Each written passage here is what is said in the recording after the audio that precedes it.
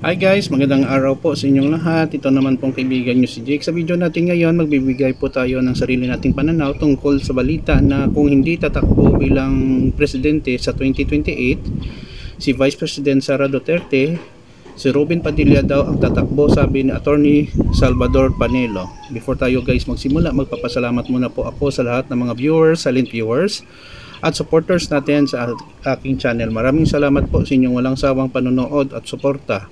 Kung bago lang kayo sa channel ko at gusto nyo ang video natin, paki-like lang po, share, and huwag kalimutang mag-subscribe. Shout out pala sa lahat natin ng mga viewers sa Canada, USA, dito sa Pilipinas, or sa ang panig kayo ng mundo, mga Middle East, Hong Kong, Singapore. Maraming salamat po guys sa inyong panonood sa channel ko. Ingat po tayo, keep safe, yun lang po ang masasabi ko, and stay healthy.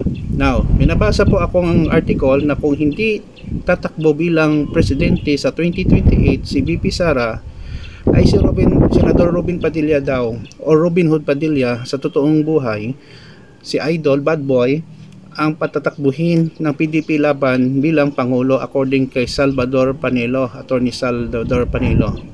Hello guys! Ano ba nangyari dito kay Attorney Panelo? Parang nahihibang na yata. Tingnan nyo naman ang pinaggagawa ngayon ni Senador Robin Padilla. Doon pumunta sa Dahig. Parang personal assistant ni Tatay Digong doon. Hindi siya nagtatrabaho dito sa Pilipinas bilang senador.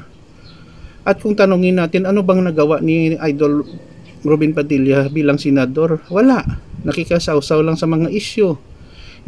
Wala siyang program or mga batas, no? Hindi ko lang alam kung anong batas ang kanyang sinulat at ipinasa sa Senate.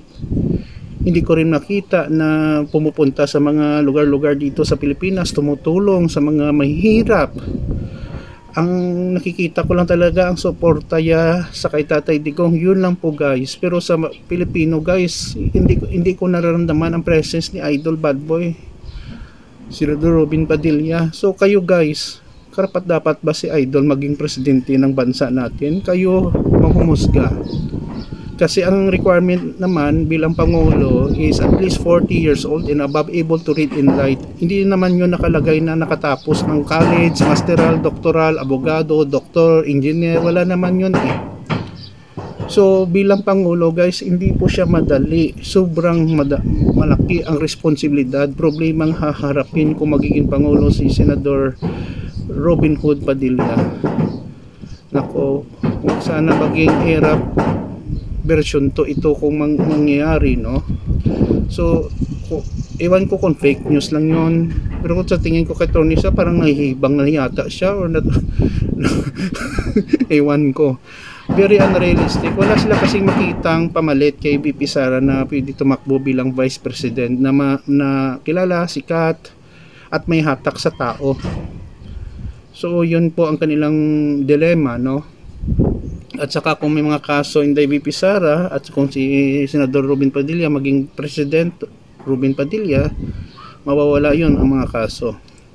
Yun na po guys, mahal ko kayo, ingat po tayo lagi. Please like, share, and huwag kalimutang mag-subscribe sa channel ko.